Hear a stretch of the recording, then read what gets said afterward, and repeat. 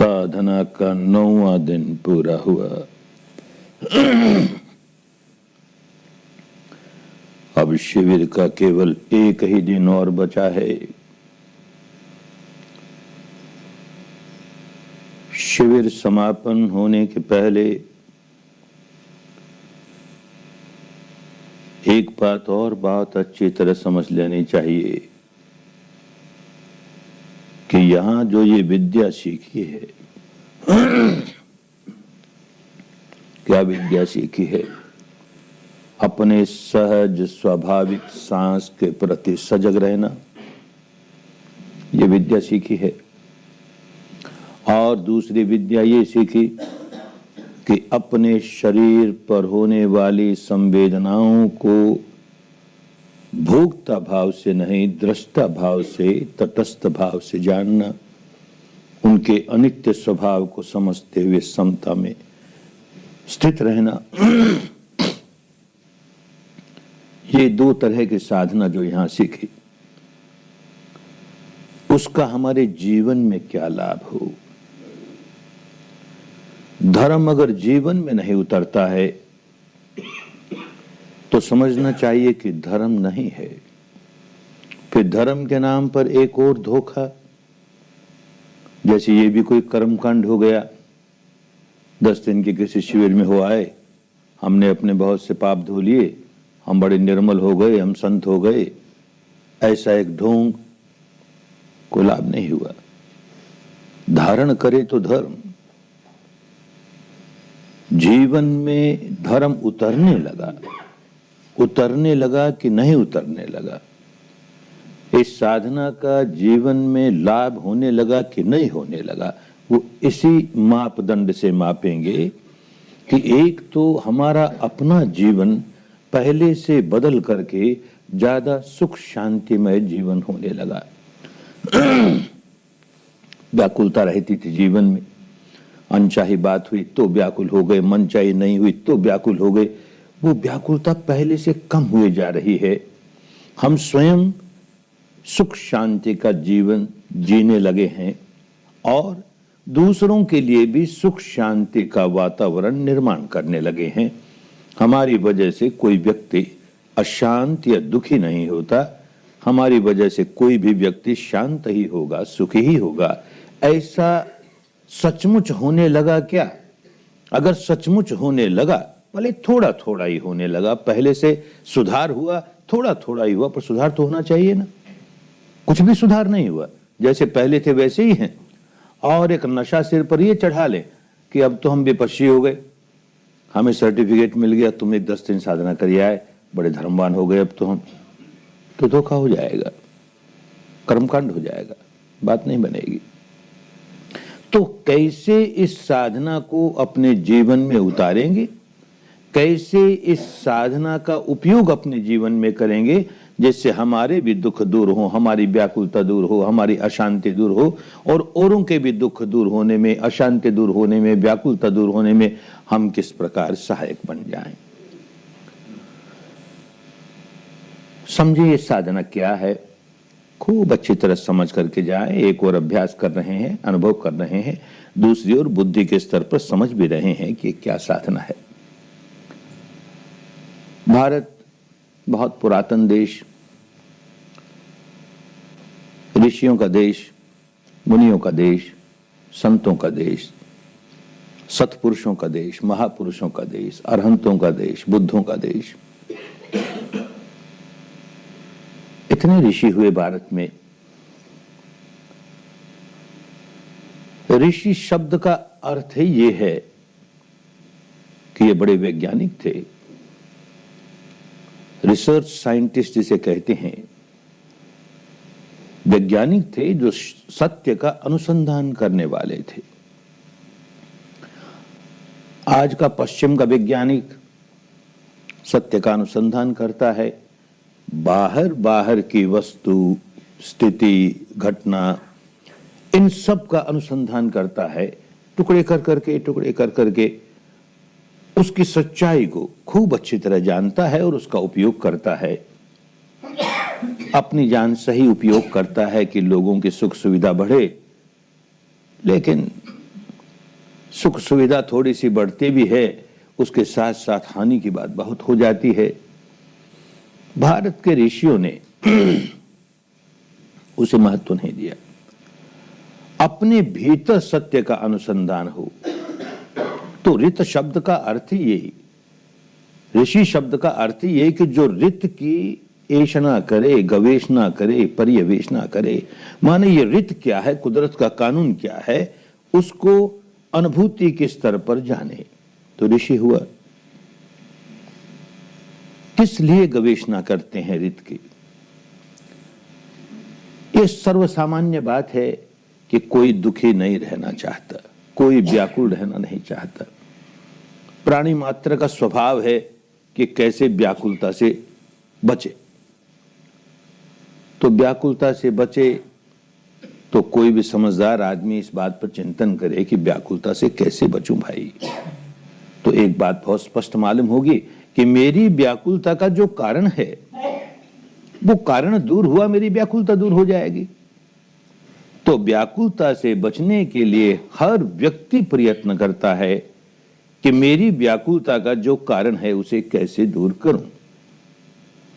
कठिनाई ये होती है कि व्याकुलता का सही कारण क्या है ये समझ में नहीं आता। तो व्याकुलता का कारण बाहर के किसी व्यक्ति में देखता है, किसी वस्तु में देखता है, किसी घटना में देखता है, किसी स्थिति में देखता है, ये ऐसा हो गया, इस वजह से मैं व्याकुल हो गया, ये अनचाही बात हो गई, मैं व्याकुल हो गया, ये मनचाही बात नहीं हुई, मैं व्याकुल हो गया, इस आदमी ने मेरे साथ गलत व्यवहार किया, मैं व्याकुल हो गया। तो अपनी व्याकुलता का कारण बाहर की वस्तुओं में, व्यक्तियों में, स्थितियों में, घटनाओं में देखता है। तो अब उसके समझ में यही आया है कि अपनी व्याकुलता के कारण को दूर करो। तो बाहर की वस्तुओं को, व्यक्तियों को, स्थितियों को अपने मनोनुकूल कैसे बना लें, सारा प्रयत्न, सारी ऊर्जा, सारी मेहनत जीवन भर इस काम में लगा रहता है। कैसे ये मनोनुकूल हो जाए, कैसे ये मनोनुकूल हो जाए। हर व्यक्ति कहता है कि मेरा दुख दूर हो जाएगा, मेरी ये पत्नी जरा से सुधर जाए, फिर देखो हमारे परिवार में बड़ी शांति आ जाएगी। पत्नी से पूछो, वो कहे ये पति जरा सा सुधर जाए, फिर घर में बड़ी शांति आ जाएगी। बाप कहता है बेटा सुधर जाए, बेटा कहता है बाप सुधर जाए, भाई कहता है भाई सुधर जाए, पड़ोसी कहता है पड़ोसी सुधर जाए, दूसरा सुधर जाए। दूसरे में कुछ ना कुछ खोट है। क्या खोट है? कि वो मेरे मन के मुताबिक व्यवहार नहीं करता। सीधी बात ये, मेरे मन के मुताबिक जो काम है वो तो अच्छा, और मेरे मन के मुताबिक जो काम नहीं है वो बुरा। तो मेरे मन के मुताबिक काम क्यों नहीं होता? तो बड़ा बल लगाता है, ये आदमी मेरे मन के मुताबिक काम कैसे करने लगे, बड़ा बल लगाता है।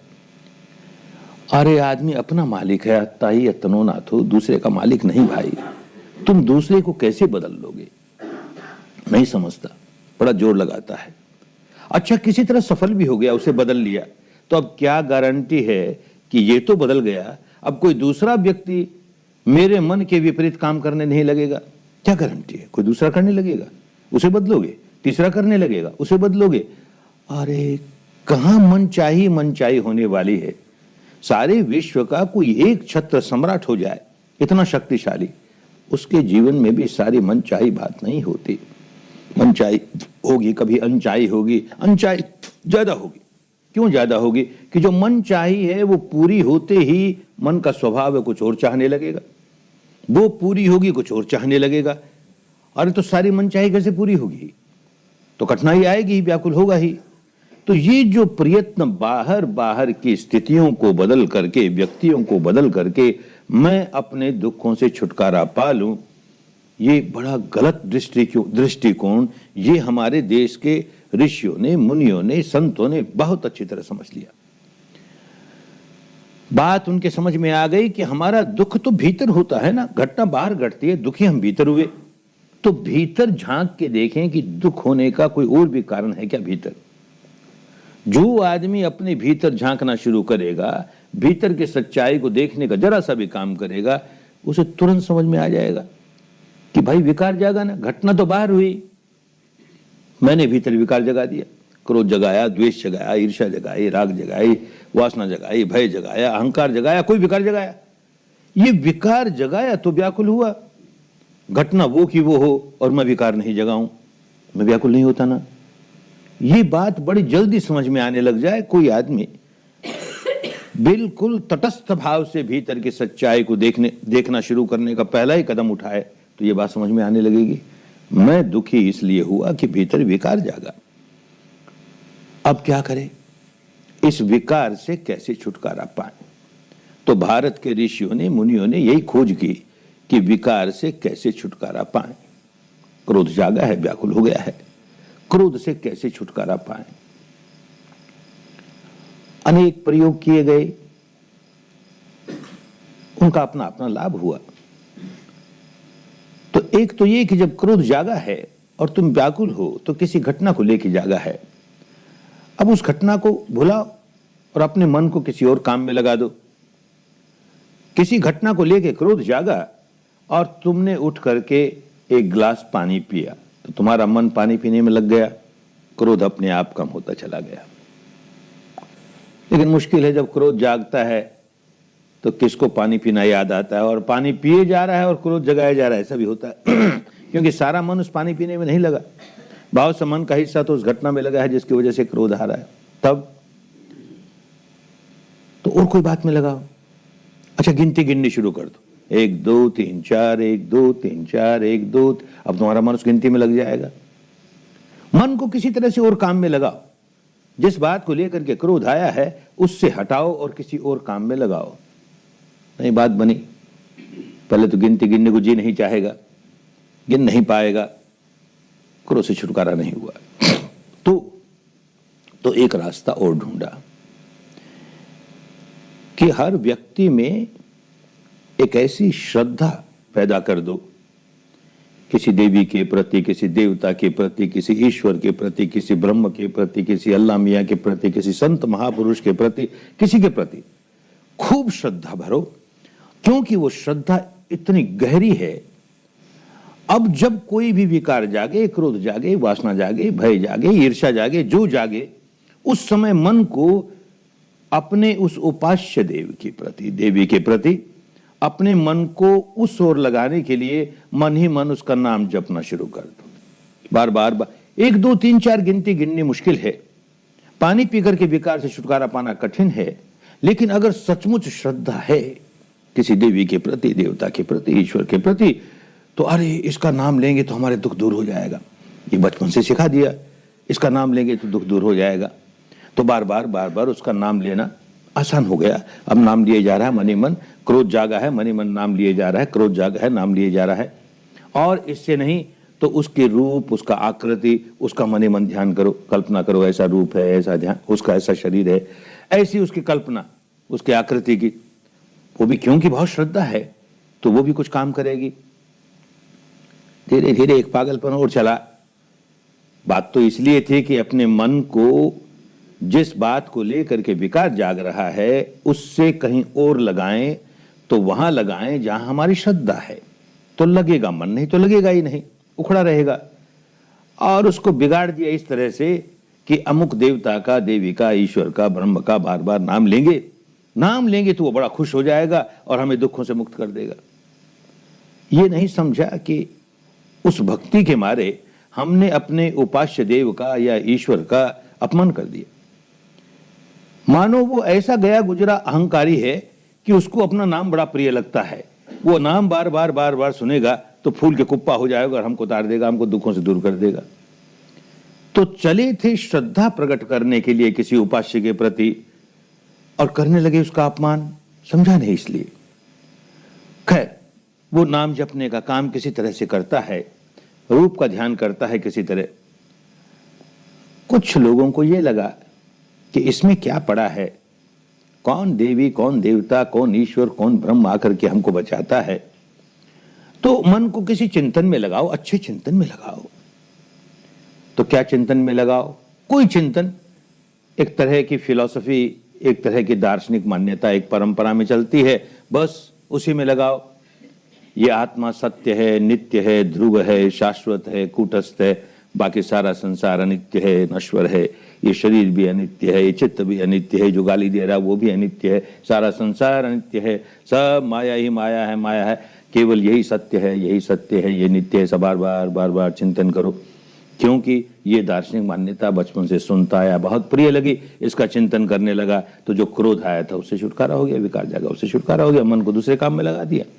अथवा ये ईश्वर है, ब्रह्म है, सब में समाया हुआ है, हर प्राणी में वही ब्रह्म समाया हुआ है, वही ब्रह्म समाया हुआ है। अरे किसके प्रति क्रोध करूं, किसके प्रति क्रोध करूं। अच्छा, क्रोध से, विकारों से बचने के लिए इस तरह का चिंतन, यूं भिन्न भिन्न प्रकार से विकारों से छुटकारा पाने का प्रयास भारत में किया गया। ऋषियों ने, मुनियों ने तरह तरह के तरीके निकाले। लेकिन भारत तो बड़ा महान देश है, ऐसे साइंटिस्ट हुए इस देश में, ऐसे वैज्ञानिक हुए जो गहराइयों में जाते चले गए, अपने भीतर सच्चाई को उन गहराइयों तक देख गए। ये सारा का सारा शरीर प्रपंच, इसका एनालिसिस करते करते, विश्लेषण करते करते एकदम उस अवस्था पर पहुंच गए कि जहां सारा शरीर केवल परमाणु ही परमाणु, उनकी तरंगे ही तरंगे। ऐसे ये चित्त क्या है, इसको टुकड़े करते करते तरंगे ही तरंगे। ये चित्त वृत्तियां क्या है, इसको देखते देखते तरंगे ही तरंगे। सारा अनुसंधान किया और सारा इसका चित्त और चित्त वृत्तियों का और शरीर का, इनका सारा अनुसंधान करके इसके परे की अवस्था देख ली। तो इसीलिए उनको सर्वज्ञ कहा कि ये जो नित्य अनित्य क्षेत्र है इसको भी पूरा जान लिया, कुछ अनजाना नहीं रह गया, और इसके परे जो नित्य है उसको भी जान लिया, तो सर्वज्ञ हो गया। ये 6 इंद्रियां कैसे काम करती है, इनके विषय कैसे काम करते हैं, इस क्षेत्र को भी जान लिया। ये अनित्य का क्षेत्र है, 6 इंद्रियां, उनके अपने अपने विषय, ये सारा अनित्य का क्षेत्र है। खूब विवरण के साथ जान लिया, अनुभव से जान लिया, उसके परे चले गए, इंद्रियातीत अवस्था को जान लिया, तो सर्वज्ञ हो गए, सब जान गए। ऐसे जो भी व्यक्ति हुई हमारे देश में, उन्हें बुद्ध कहो, अरहंत कहो, स्थित प्रज्ञ कहो, अनासक्त कहो, सर्वज्ञ कहो, चाहे जिस नाम से पुकारो, वो जो सब कुछ जान गए, उनकी बात समझ में आ गई कि भाई जब जब हम कोई नाम जप करके अपने मन को और कहीं लगाते हैं, भजन कीर्तन करके अपने मन को और कहीं लगाते हैं, कोई अच्छा ही चिंतन करके अपने मन को और कहीं लगाते हैं, तो मन का एक हिस्सा उस ओर जाता है।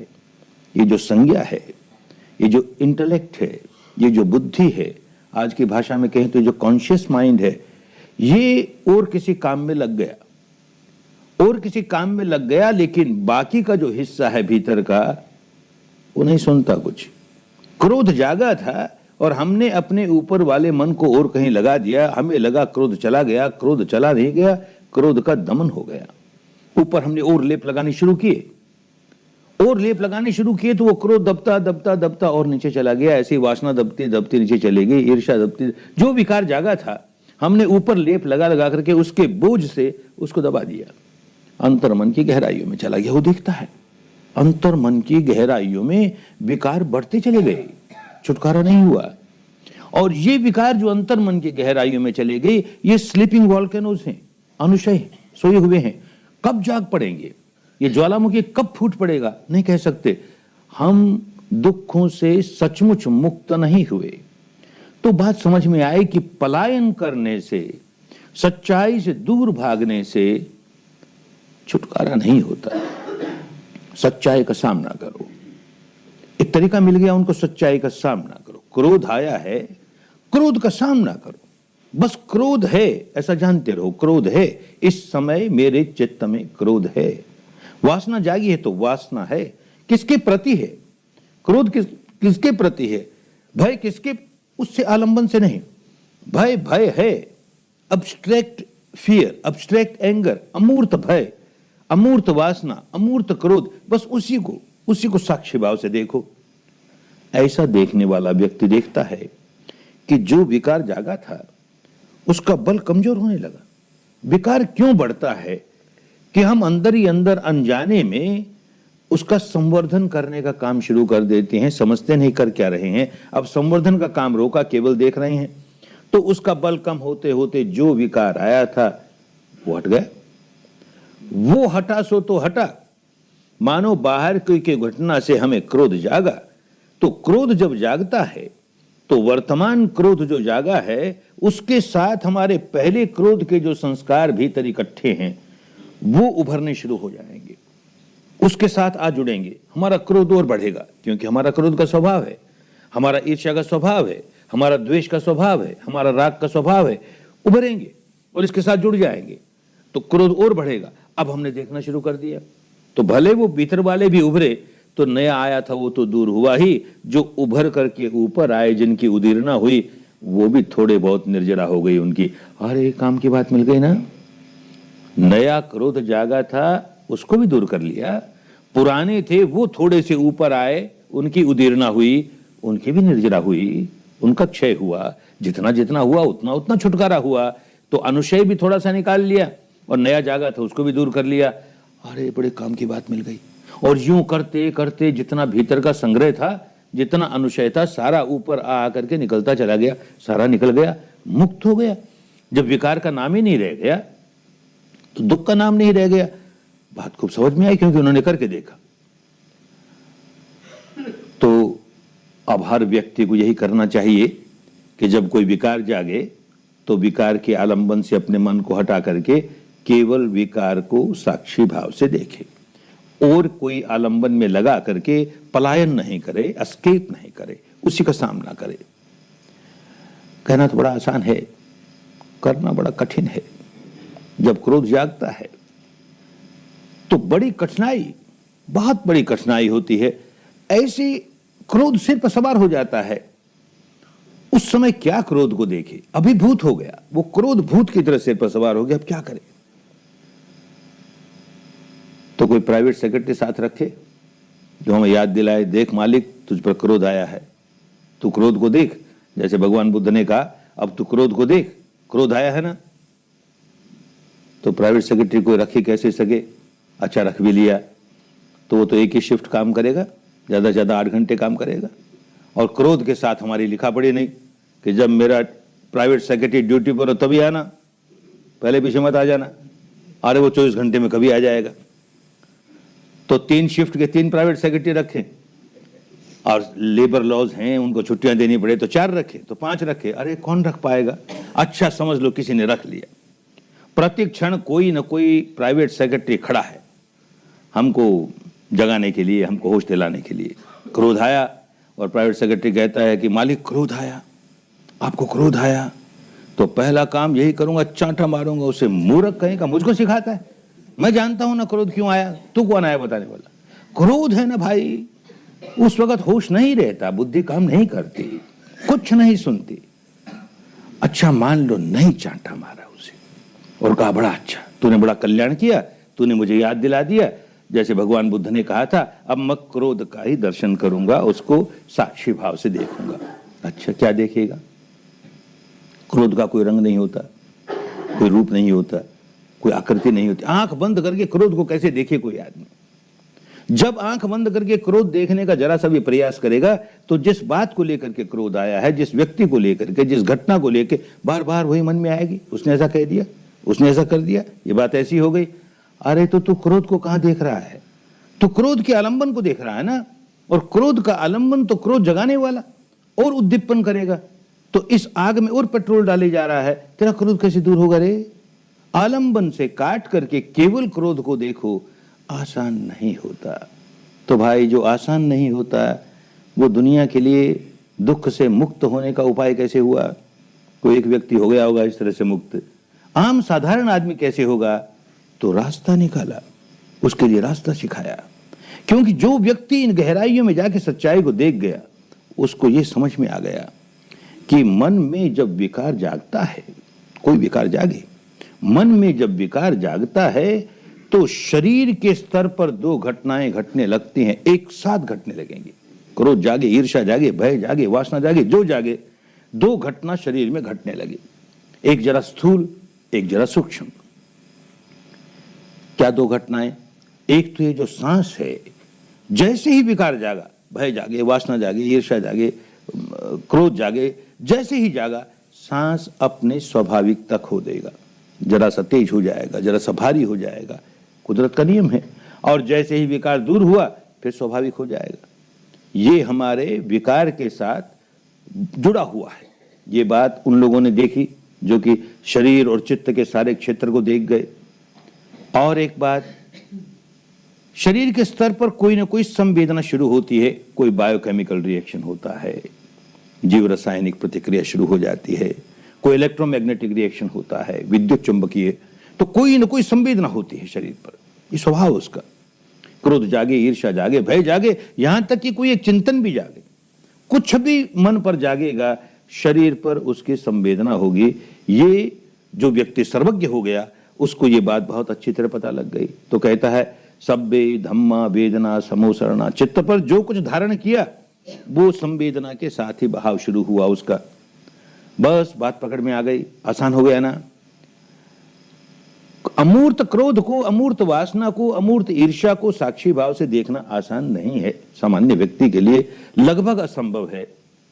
लेकिन अगर वो प्रयत्न करे, थोड़ा सा भी प्रयत्न करे, जैसे हम कहते हैं 10 दिन के शिविर में आकर के ही प्रयत्न कर ले, जरा सा सीख जाए, तो सांस को देखना सीख जाएगा और शरीर पर होने वाली संवेदना को देखना सीख जाएगा। इनको देखना आसान और मन के विकारों को, अमूर्त विकारों को देखना कठिन। तो अगर हम सांस को देख रहे हैं, विकार जागा है और हमने ये स्वीकार कर लिया इस समय विकार जागा है, इतना तो स्वीकार कर लिया, पर उसको देख नहीं पा रहे हैं, सांस को देखने लगे, शरीर पर होने वाली संवेदना को देखने लगे, तो हमने पलायन नहीं किया। हमने अपने मन को और किसी बात में लगाया था, तब तो पलायन किया था। अब पलायन नहीं किया, क्योंकि ये सांस और ये शरीर की संवेदना ये उस विकार का ही भाग है। जैसे एक सिक्के के दो पहलू हैं, एक तरफ मन में जागा हुआ विकार, उसी सिक्के के दूसरी तरफ ये सांस और ये संवेदना। तो अगर सांस और संवेदना को देख रहे हैं तो हम उस विकार के आमुख होकर के काम कर रहे हैं, उसे दूर नहीं भाग रहे। और सांस और संवेदना को देखते देखते हम देखते हैं जो विकार जागा था उसका उन्मूलन होना शुरू हो गया, उसकी जड़ें निकलनी शुरू हो गई। ये जब रास्ता मिला तो सरल हो गया सबके लिए। सांस को देखो, संवेदना को देखो, साथ साथ ये स्वीकार करो कि इस समय मेरे मन में विकार जागा है, बस इतना ही। और विकार को देखने का प्रयत्न नहीं, केवल इतना है कि विकार जागा है, सांस कैसा है, इस समय संवेदना कैसी है, बस ये देखना। आया आया कि रास्ता मिल गया मुक्ति का। यही काम सीखा यहां आकर के। तो बहुत अच्छी तरह समझना चाहिए कि ये काम हम सीख रहे हैं, तो घर जाकर के भी सुबह शाम जो इसका अभ्यास करेंगे, इसका जीवन में प्रभाव आना चाहिए ना। क्योंकि ये तो होगा नहीं कि 10 दिन के शिविर के बाद घर में जाकर के कभी क्रोध आएगा ही नहीं, कभी द्वेष आएगा ही नहीं, ईर्ष्या आएगी नहीं, राग आएगा नहीं, वाह, अरे सब आएंगे, उनकी जड़ें नहीं निकली अभी। और ये भी नहीं कि क्रोध आया और तुरंत सांस देखने लगे, तुरंत संवेदना देखने लगे और वो खत्म हो गया, ऐसा भी नहीं होगा। इस आशा से काम नहीं करना। लेकिन मानो जैसे पहले क्रोध आ जाता था अनचाही बात होने पर, अब विपश्यना 10 दिन करने के बाद घर जाओगे तो वैसी अनचाही बात होने पर क्रोध आएगा, पुरानी आदत है, क्रोध आएगा और होश भी नहीं रहेगा कि सांस देखेंगे, संवेदना देखें। 9 बार ऐसा होगा तो एक बार ऐसा जरूर हो जाएगा कि जैसे ही क्रोध जागा, होश आया, सांस देखे, संवेदना देखें, सांस देखे, संवेदना देखें, उससे छुटकारा पा लिया। 10 बार क्रोध जागने पर एक बार अगर हमको सांस और संवेदना देखनी आ गई, अरे बहुत बड़ी जीत हो गई। पहले तो उसी में रोल करते थे, कभी देखना सीखा ही नहीं, अब जीत हो गई। 10 बार में एक बार तो हम सांस और संवेदना को देखने लगे विकार जागते ही। यही बढ़ते बढ़ते 2 बार देखने लगेंगे, 10 में से 4 बार देखने लगेंगे, 10 में से 10 बार देखने लगेंगे। अभ्यास की बात है, अपने मानस के स्वभाव को पलटना है और वो बार बार भावित होते होते होते हम उस स्वभाव को पलट देंगे। ये हमारा स्वभाव कैसे बिगड़ा? ये विकारों का स्वभाव भावित होता चला गया। अनचाही हुई कि द्वेष जगाया, मनचाही हुई कि राग जगाया, और अंतर मन की गहराइयों में तो अनचाही मनचाही अनचाही मनचाही संवेदनाओं पर होती है और वो होती रहती है। वो घटना भावित होती रहती है, घटना घटती है, हम राग जगाते हैं, हम द्वेष जगाते हैं, राग की घटना, द्वेष की घटना भावित हो रही है, बार बार वो घटना हो रही है और इसी को कहते हैं भावित हो गई, बहुलीकृत हो गई, बढ़ने लगी। अब पलट रहे हैं हम उसको। संवेदना जागी है, सुखद है कि दुखद है, हम नहीं राग जगाते, हम नहीं द्वेष जगाते। तो राग विहीनता के जो क्षण हमें प्राप्त हुए उन्होंने उसको भवित किया। अब राग विहीन की अवस्था भवित हो रही है, संवेदना तो है राग विहीन, संवेदना तो है द्वेष विहीन। वो घटना भवित होती है, एक बार हुई, दो बार हुई, 10 बार हुई, बार बार होते होते होते वो भावित होने लगी। तो अभ्यास करने पर होगा ना, होने ही लगेगा। ऐसा नहीं होता है तो कहीं कोई गलती है। क्रोध भी आया, अनचाही घटना हुई, क्रोध आया, उसमें भी सुधार होना चाहिए। होश नहीं आया और क्रोध चल रहा है तो उसमें भी कुछ सुधार है। क्या सुधार है? पहले क्रोध आने पर कितनी देर तक क्रोध में सुलगते रहता था, अब देखिएगा जितनी देर पहले सुलगता था उससे कम देर में ही क्रोध के बाहर निकल आया। सांस नहीं देखा, संवेदना नहीं देखी, फिर भी कम देर में निकल आया। मानो 8 घंटे तक पहले एक घटना घटने पर क्रोध आया और 8 घंटे तक उस क्रोध में सुलगता रहा, व्याकुल रहा। अब देखिएगा 6 घंटे में ही समाप्त हो गई बात। फिर देखिएगा 4 घंटे में, 2 घंटे में, 1 घंटे में, 15 मिनट में, बिना ही सांस देखे, बिना ही संवेदना देखे। ये क्या हुआ? इसमें क्या चमत्कार की बात हुई? चमत्कार कुछ नहीं, नियम है कुदरत के बंधे बंधाए। सुबह शाम जब ध्यान करता है तो यही तो ध्यान करेगा ना, सांस को देखता है, संवेदना को देखता है, सांस को। अब क्रोध जागा है तो क्रोध जागते ही सांस तेज हुआ, क्रोध जागते ही धड़कन बढ़ी, क्रोध जागते ही गर्मी बढ़ी, क्रोध जागते ही तनाव आया, बेचैनी आई। ये जो शरीर में जो कुछ हुआ वो बिना प्रयत्न किए ही बीच बीच में क्रोध में बहे जा रहा है। बीच बीच में कोई एक क्षण आ जाएगा, सांस को देख लेगा, क्योंकि अभ्यास कर रहा है ना, सुबह शाम रोज अभ्यास करता है, सांस को देख लेगा, संवेदना को देख लेगा, फिर उसी में बहे जा रहा है। फिर कोई एक क्षण ऐसा आएगा, सांस को देख लेगा, संवेदना को, फिर बहे जा रहा है।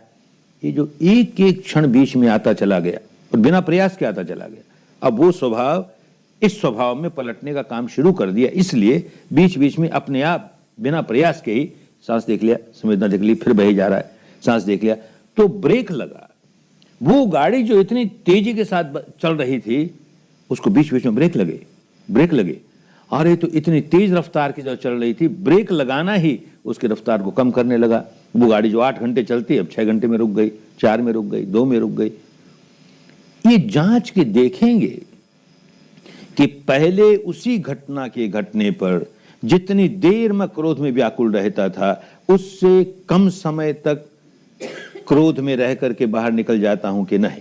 अच्छा, जांच के देखिएगा। अगर ऐसा नहीं होता है, कहीं कोई सुधार नहीं हुआ, तो भाई कहीं गड़बड़ है। या तो ये औषधि ठीक नहीं है, तुम्हारा रोग वैसे के वैसे रहा। औषधि ठीक हो तो तुमको लेनी नहीं आई, दोनों में से एक बात हुई।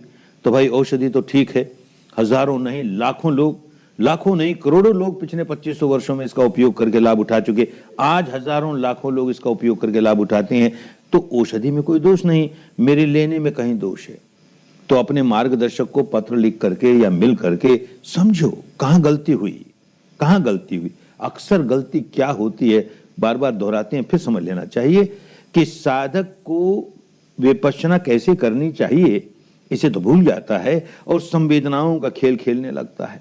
सुखद आई तो बड़े खुशी के मारे नाचने लगा, अरे देखो कैसा प्रवाह मिल गया सारे शरीर में। गुरुजी कहते हैं धारा प्रवाह मिली, हमको मिल गई, देखो धारा प्रवाह मिल गई, और वो बंद हो गई। फिर स्थूल संवेदना आई तो रोता है बड़ा, अरे इतनी बढ़िया धारा प्रवाह मिलती थी, ऐसा आनंद आता था, फिर खराब हो गई साधना। तो मानो वो अपनी साधना को अच्छी है कि बुरी है इसको मापने का मापदंड यही माने बैठा है। सुखद आए तो अच्छी है, दुखद आए तो बुरी है। विपश्यना बिल्कुल नहीं समझा। 50-50 शिविर बैठ करके भी कोई आदमी हमारे पास रोता हुआ आता है, गुरुजी क्या करें, अब तक तो ऐसी संवेदना चलती थी कि आनंद ही आनंद, कुछ दिनों से क्या हो गया वो सारी बंद हो गई, अब तो केवल स्थूल ही स्थूल है। क्या हो गया गुरुजी, कुछ आप कीजिए। अरे बावला आदमी, न वो अच्छी थी न ये बुरी है। तुझे समता के साथ देखना सिखाया कि तू ये खेल खेलने लगा संवेदना का। अरे ये तो दिन रात करता था, आंख में कोई रूप देखा अच्छा लगा तो खुशी से नाचने लगा, बुरा लगा तो व्याकुल हो गया। ऐसे शब्द, ऐसे गंध, ऐसे रस, ऐसे स्पर्श। अब इसी प्रकार शरीर की संवेदना, सुखद लगी खुशियों से नाचने लगा, दुखद लगी रोने लगा, फर्क क्या पड़ा? ये प्रश्न करने का क्या लाभ हुआ तुझे? ये बात साधक नहीं समझता है तो जीवन में कोई लाभ आने वाला नहीं है। सुबह शाम घंटे भर बैठेगा, वो भी संवेदनाओं का रसास्वादन करेगा, सुखद आए तो सुख भोग लिया, दुखद आए तो दुख भोग लिया, भोक्ता भाव से घंटे भर बैठा रहा, कुछ लाभ नहीं होगा। ये बात समझ में आ जाएगी। भोक्ता भाव से निकल करके हमको दृष्टा भाव में प्रतिष्ठित होना है। हम घंटे भर दृष्टा भाव में नहीं रह सके, ये अलग बात है, लेकिन लक्ष्य हमारे सामने स्पष्ट है कि जब जब भोक्ता भाव आवे उसे पलट कर फिर कैसे दृष्टा बना ले, भोक्ता भाव आया कैसे दृष्टा बना ले, तो ऐसा व्यक्ति आगे बढ़ता चला जाएगा। क्रोध आया है और बेचैनी आई, धड़कन आई, तनाव आया, गर्मी आई तो बेचैनी है। अगर वो उस बेचैनी को देख करके और द्वेष जगाता है तो क्रोध के बाहर कैसे निकलेगा? तो क्रोध बढ़ता चला जाएगा ना। और ये सीख गया कि क्रोध आया है और भीतर ये तनाव, खिंचाव, धड़कन आई है, इसको समता से देख भाई, ये अनित्य है, तो क्रोध निकलेगा। और क्रोध की जड़ें निकलेंगी तो साधना ही ठीक से नहीं करेगा तो उसका परिणाम अच्छा कैसे आएगा? तो बार बार दोहराते हैं कि कहीं ये संवेदना का खेल न खेलने लगना, कहीं उसका रसास्वादन नहीं करने लगना, उसको यही जानना कि जो जागा है वो अनित्य है, देखता हूं कितनी देर रहती। ये धड़कन बढ़ी है ना, ये बढ़ी हुई धड़कन कितनी देर रहती है, ये तनाव आया है ना कितनी देर रहता है, ये गर्मी आई है ना कितनी देर रहती है, देखूं। बस जहां उसको देखते देखते देखते देखते वो बदलनी शुरू होगी तो ओ अनित्य है, अनित्य है। और क्रोध भी ऐसे ही अनित्य है, अनित्य है, वासना भी ऐसे अनित्य है, अनित्य निकलती चली जाएगी। काम ठीक से करेंगे तो उसका परिणाम आएगा ही, निश्चित रूप से आएगा। बहुत महत्वपूर्ण काम शुरू किया। जब से जन्मे आंख खुली, बहिर्मुखी रहे, बाहर ही बाहर देखा, बाहर ही बाहर देखा, तो एकांगी दर्शन किया। भारत की पुरानी भाषा में कहते थे एकांतिक दर्शन है, एकांतिक दर्शन है, माने एक ही एंगल से सच्चाई को देख रहे हैं। जब आदमी एक एंगल से, एक आयाम से किसी सच्चाई को देखता है, एक डायमेंशन से देखता है, तो आंशिक सत्य प्रकट होता है उसके सामने। और वो भिन्न भिन्न एंगल से देखता है, भिन्न भिन्न आयामों से देखता है, भिन्न भिन्न दृष्टिकोणों से देखता है, तो उसका संपूर्ण सत्य सामने आने लगता है।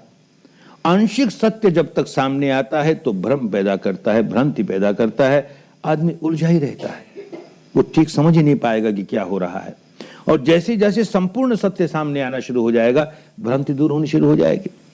तो इसे उदाहरण से समझाया गया कि 5 जन्म के अंधे लोगों को, जन्म के अंधे हैं, इन 5 जन्म के अंधे लोगों को एक हाथी के पास खड़ा किया कि तू बता भाई ये हाथी कैसा है। आंख से तो अंधे हैं बेचारे, कैसे बताएं?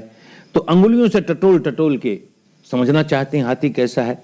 एक के हाथ में हाथी की टांग आ गई, उसको टटोल टटोल के देखता है और अपना फैसला करता है हाथी कैसा है, खंबे जैसा है, उसके लिए हाथी खंबे जैसा है। दूसरे के हाथ में उसकी पूंछ आ गई, उसको टटोल टटोल के देखता है, कहता है नहीं नहीं हाथी तो ब्रश जैसा है, झाड़ू जैसा है, उसके लिए झाड़ू जैसा है। तीसरे के हाथ में हाथी का दांत आ गया, उसे टटोल के अरे खूंटे जैसा है। ऐसे 5 के हाथ में शरीर का कोई ना कोई अंग हाथी का आया और उसने अपना फैसला दे दिया। अपनी जान सच है, वो झूठ नहीं बोल रहा, लेकिन सच्चाई से कितना दूर है, क्योंकि आंशिक सत्य है, संपूर्ण सत्य उसके सामने नहीं आया। ऐसे हमारा सारा जीवन आंशिक सत्य में बीतता है तो भ्रांति में बीतता, हम सच्चाई नहीं समझ पाते, जरा से भी नहीं समझ पाते। भिन्न भिन्न दृष्टिकोण से देखे तो उसी को भारत की पुरानी भाषा में कहा अनेकांत, अनेकांतदर्शी हो गया। एकांतदर्शी भ्रम में पड़ा रहेगा, अपनी हानि करेगा, औरों की हानि करेगा। अनेकांतदर्शी भ्रम के बाहर निकल जाएगा, अपना कल्याण करेगा, औरों का कल्याण करेगा। धीरे धीरे ये एकांत शब्द भी ऐसे बावले लोगों के हाथ में गया जिनके लिए दर्शन ही प्रमुख है, दार्शनिक मान्यता प्रमुख है। ऐसे बावले लोगों के हाथ में गया जिनको संप्रदाय ही प्रमुख है। तो ये कैसे अनेकांत हो ये तो भूल गए और न जाने इसका क्या क्या अर्थ करने लगे। क्या अनेकांत? घटना बाहर घटी है, उसको हम देख के समझने की कोशिश करते हैं, ऐसा हुआ बाहर। ये जो ऐसा हुआ बाहर, तो भीतर क्या हुआ भाई? एक दृष्टि अपनी ओर भी डालें, एक दृष्टि बाहर डाली, एक दृष्टि अपनी ओर डाली, तो एक एकांत नहीं है, अब दूसरा भी एक पहलू हमारे सामने आया। ऐसे ही फिर इस दृष्टि से भी देखेंगे, जैसे किसी आदमी ने गाली दी तो मेरे भीतर क्या होने लगा, इसको देखा। आगे बढ़ते बढ़ते इस अवस्था पर पहुंच जाएंगे कि उस आदमी के अंदर समा गए, जैसे वो कैसे देख रहा है इस सारी बात को, वो कैसे देख रहा है, कैसे अनुभव कर रहा है, यूं भिन्न भिन्न आयाम से देखना शुरू कर देंगे। अरे सच्चाई सामने आ जाएगी तो भ्रांति नहीं रहेगी, तो विकारों के बाहर निकलना आसान हो जाएगा। ये काम जो शुरू किया, पहले अपने भीतर की सच्चाई तो देख। बाहर की घटना को तो रोज ही देखता था, बाहर के वस्तु, व्यक्ति, घटना को। अब अपनी सच्चाई की ओर तो देख।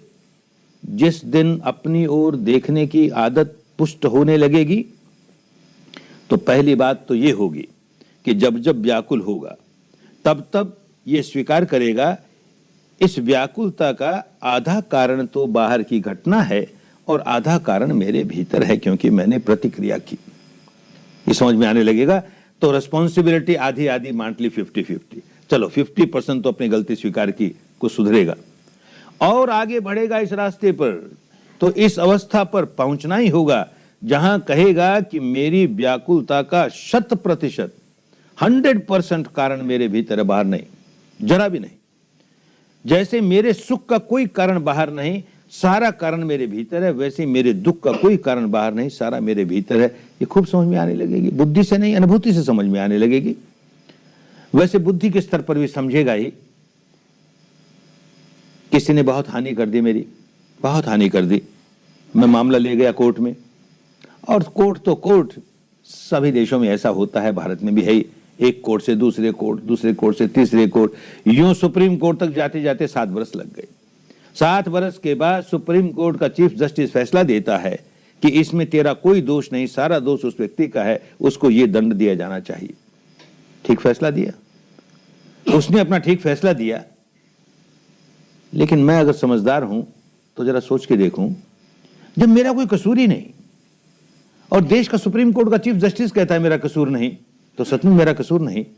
मेरा जब कसूर ही नहीं, तो आखिर कुदरत का भी तो कोई कानून होगा, या परमात्मा का हो तो परमात्मा का भी तो कोई कानून होगा। जब मेरा कसूर ही नहीं, तो ये 7 वर्ष तक मुझको व्याकुल क्यों बनाया?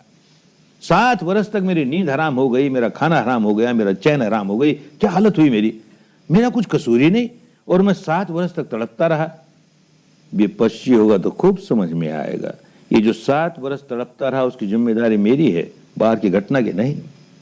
किस बावलेपने में प्रतिक्रिया किए जा रहा हूं। व्याकुलता उस वजह से है। ये बात खूब समझ में आने लगेगी, खूब समझ में आने लगेगी। अब तो अपनी व्याकुलता बाहर देखता है ना, तो बाहर देखता है तो भीतर की बात नहीं समझ में आती। जैसे जैसे अंतर्मुखी होकर के भीतर की सच्चाई देखना शुरू करेगा, सारी बात बिल्कुल समझ में आनी शुरू हो जाएगी। किस तरह से यह सारा शरीर, परमाणुओं का पुंज कैसे काम करता है, किस तरह से ये मानस और उसके 4 खंड, ये विज्ञान जानने वाला जानने का काम करता है, ये संज्ञा पहचानने वाली और मूल्यांकन करने वाली मूल्यांकन करने का काम करती है, ये वेदना संवेदनशील होने का काम करती है, और ये संस्कार कैसे प्रतिक्रिया करने का काम करते हैं, और इन दोनों का परस्पर क्या संबंध है, कैसे इंटरेक्शन चलता है, कैसे क्रॉस करंट चलते हैं, खूब देखना शुरू कर देगा तो बात खूब समझ में आएगी। जितना जितना उसको गहराई के साथ अनुभूतियों के स्तर पर देखेगा, उतना उतना समझ में आएगा मैं जिम्मेदार हूं भाई, मैं जिम्मेदार हूं। खूब समझ में आएगा। किसी आदमी ने मुझे गाली दी, मैं व्याकुल हुआ, गाली दी, व्याकुल हुआ, वो भी हमारी गलती। पर यहां गलती समाप्त नहीं की। उसने गाली दी, मुझको व्याकुल बनाने के लिए गाली दी। वो मेरा दुश्मन है, मुझको सुखी नहीं देखना चाहता, मुझको दुखी करना चाहता है, इसलिए गाली दी। उसने अपमान किया और मैं व्याकुल हुआ। उसने एक बार गाली दी मुझे, एक बार व्याकुल बनाने के लिए, मैंने क्या हालत बना ली अपनी। वो तो चला भी गया, वो भूल भी गया होगा। मैं बार बार उस घटना को अपने मानस के रंगमंच पर फिर बार बार दोहराता हूं। उसने गाली दी, उसने मुझे ऐसी गाली दी, उसने मेरा ऐसा अपमान किया। 1000 बार, लाख बार, करोड़ बार, बार उसे दोहराता हूं। जितनी बार दोहराता हूं उतनी बार क्रुद्ध होता हूं, जितनी बार क्रुद्ध होता हूं उतनी बार व्याकुल होता हूं, बढ़ा ही जा रहा हूं। कभी कभी तो ऐसा बावलापन कि कोई आदमी कहता मेरा ऐसा अपमान किया, जन्म भर नहीं भूलूंगा। अरे मत भूल, किस पर एहसान करेगा? जन्म भर तड़पेगा, भीतर ही भीतर तड़पेगा, करेगा क्या? कोई कहता 7 जन्म तक नहीं भूलूंगा, 7 जन्म तड़पेगा भाई। समझता नहीं ना, अपने भीतर कभी देखा नहीं कि क्या कर रहा हूं, अपने आप को तड़पा रहा हूं, अपने आप को व्याकुल बना रहा हूं ना, बात नहीं समझ में आएगी। खूब गहराई से देखेगा, सारी बात समझ में आएगी क्या हो रहा है। ये सारा मैं किसके, मुझको बुरा लगा, क्या बुरा लगा, मैंने क्रोध पैदा किया, किसके प्रति क्रोध पैदा किया, खूब समझ में आएगा। एक उदाहरण से समझाते हैं कि कोई बहुत अच्छा कारीगर हो, कलाकार हो, आर्टिस्ट हो, एक कैनवस पर अपनी ब्रश से और रेखाओं से एक चित्र खींचता है, बड़ा अच्छा कारीगर है, कलाकार है, बड़ा सुंदर चित्र उभर करके आया, बड़े खूबसूरत व्यक्ति का। उसको देखते देखते देखते पागल हो गया, मुझको ये व्यक्ति चाहिए, एकदम मजनू की तरह पागल हो गया, इसके बिना तो मैं रह ही नहीं सकता रे, इसके बिना तो लोग उसको समझाएं तू बड़ा पागल है, उसमें कोई सच्चाई नहीं, तेरी कल्पना से तेरे द्वारा निर्माण किया हुआ ये चित्र, और तू कहता है कि इसके साथ रहूंगा, मुझको ये चाहिए, तो कैसा पागल है? उसके नहीं समझ में आता, ये चाहिए रे, ये चाहिए रे करता जाएगा। ऐसे ही वो कलाकार अपनी तूलिका से कुछ रेखाएं खींचता है, बड़ा भयावह चित्र खड़ा हो गया, उसको देख के कांपने लगा, अरे ये दैत्य है, ये दानव है, मुझे खा जाएगा, कोई बचाओ रे, मुझे खा जाएगा। फिर लोग समझाएं बड़ा पागल है, तेरी कल्पना, तेरी तूलिका, तेरे द्वारा निर्माण किया हुआ, बिल्कुल जिसमें सार नहीं इस तरह का, और तू ऐसी प्रतिक्रिया कर रहा है। हम उस आर्टिस्ट को, उस कलाकार को मूर्ख कहें, पागल कहें, आसान है कहना, अपनी ओर नहीं देखते, अपनी ओर देखेंगे तो पता लगेगा वही मूर्खता हम करते हैं, वही पागलपन सारे जीवन करते हैं और व्याकुल हुए जा रहे हैं। किसी व्यक्ति ने 20 वर्ष पहले मुझे गाली दी, मेरा अपमान किया, कोई अनचाहा काम कर दिया, मेरी संज्ञा ने तुरंत कहा बहुत बुरा आदमी है, संज्ञा ने कहा बहुत बुरा आदमी है, और कहते ही मैंने अपने भीतर उसकी एक तस्वीर बना ली, उसकी एक मूर्त गढ़ ली, वो बड़ा बुरा आदमी, वो बड़ा दुर्जन आदमी। 20 वर्ष तक जब तक उसे याद करता रहा, इस मूर्त को और पुष्ट करता रहा, वो व्यक्ति बड़ा दुर्जन है, वो व्यक्ति बड़ा दुर्जन है। 20 वर्ष के बाद देखा उसे, इन 20 वर्षों में देखा ही नहीं। अरे 20 वर्ष में तो बदल के न जाने कितना बड़ा संत हो गया होगा। और उस वक्त भी जिस वक्त तुमने कहा कि ये दुर्जन है, वो सचमुच दुर्जन था कि तेरी संज्ञा ने कहा दुर्जन है? लेकिन दुर्जन तूने उसकी दुर्जन होने की मूर्त गढ़ ली, तो जैसे ही उसे देखा तेरे मन में यही भाव आया बड़ा दुर्जन है, तो क्रोध जागा, घृणा जागी। तू किस पर क्रोध कर रहा है, किस पर घृणा कर रहा है? ये तेरी बनाई हुई मूर्त सामने आई ना, वो व्यक्ति कैसा है तुझे कुछ नहीं मालूम, तूने उसकी एक मूर्ति गढ़ी और वो तेरे सामने आई, और उस मूर्ति को लेकर के तू क्रोध पैदा कर रहा है, घृणा पैदा कर रहा है। तो उस कलाकार में और तेरे में क्या अंतर है रे? तेरी बनाई हुई मूर्ति है ना, तेरी काल्पनिक मूर्ति है ना। ऐसे ही 20 वर्ष पहले किसी व्यक्ति ने कोई बात कही, कुछ काम किया जो मुझे बड़ा अच्छा लगा, अच्छा लगते संज्ञा ने कहा बड़ा संत है, तो बहुत भला आदमी है, तो बहुत भला आदमी है। अब उसकी मूर्त गढ़ ली, बहुत भला आदमी, वो अरे उसका क्या कहना, बड़ा सज्जन है, बड़ा संत है। 20 वर्ष तक वो मूर्त संवारता रहा, बहुत संत है, बड़ा संत है। 20 वर्ष बाद उसे देखता हूं, तब तक न जाने कितना दुर्जन हो गया वो। उसको देखते ही बड़ा संत है ये तो। किसको संत मान रहा है रे? तेरे मन में उसकी जो मूर्त तूने 20 वर्षों से गढ़ी, वो मूर्त सामने आई ना, तेरी गढ़ी हुई मूर्त सामने आई ना, काल्पनिक मूर्त सामने आई ना, और रिएक्ट तो उस पर कर रहा है ना, प्रतिक्रिया उस पर कर रहा है ना। समझेगा तो करेगा नहीं ऐसी गलती, नहीं समझता है तो सारे जीवन भर यही काम करता है, यही काम करता है। कोई कहता है मैं क्या करूं, इस आदमी को जब देखता हूं तब मुझे गुस्सा आ जाता है, मैं क्या करूं, बहुत कोशिश करता हूं ना आए, इस आदमी को देखते ही गुस्सा आ जाता है।